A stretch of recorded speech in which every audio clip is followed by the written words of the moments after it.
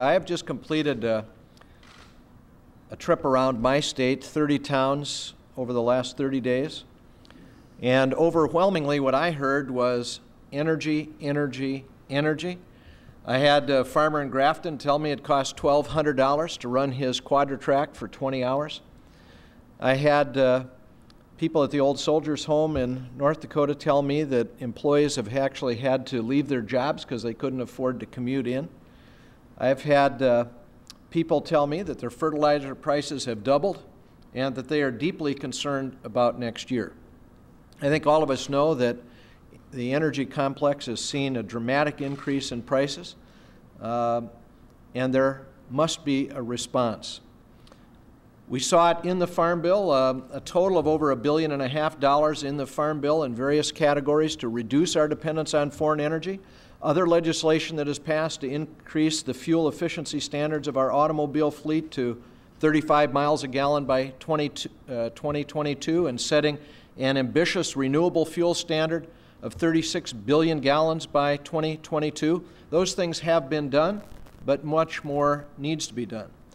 That's why when Senator Chambliss came to me and asked if I would work with him to develop an energy plan, I readily agreed. And we started with a group of 10, 5 Democrats, 5 Republicans, that's now grown to a group of 16, 8 Democrats and 8 Republicans, to put together comprehensive bipartisan energy legislation.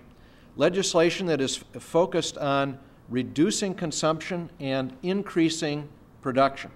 And now we have been promised that next week we will have a vote on that plan.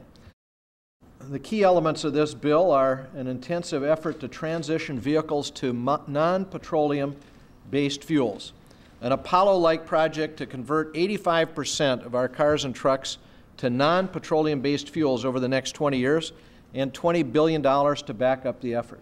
A robust federal commitment to conservation and energy efficiency.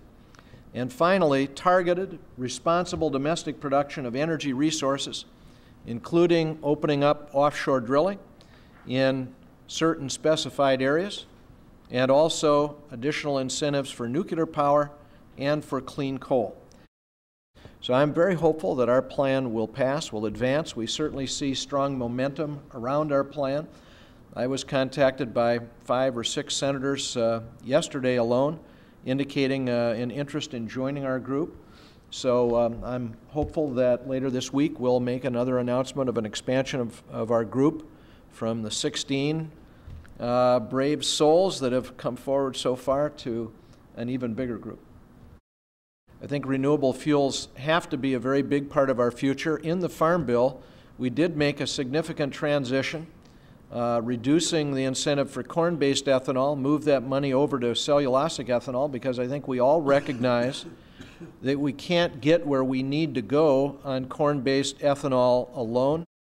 The reality is we need to have these renewable fuels as part of an overall strategy to dramatically reduce our dependence on foreign energy.